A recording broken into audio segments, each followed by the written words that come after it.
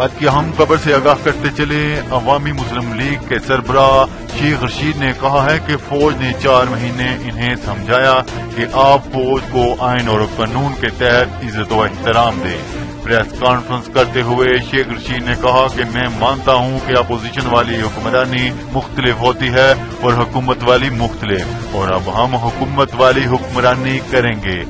اور ایک سوال کے جواب میں شیخ رشید نے کہا کہ پاکستان میں جو 2 دہائی اکثریت سے آیا وہ جیل میں ہے۔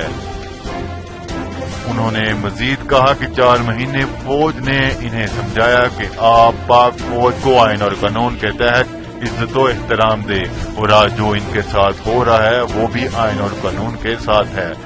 اب چیخے کیوں مار رہے ہیں؟ ورنہ تو پھر جیل میں قید تمام چھوٹے موٹے چوروں کو بھی چھوڑ دیا جائے۔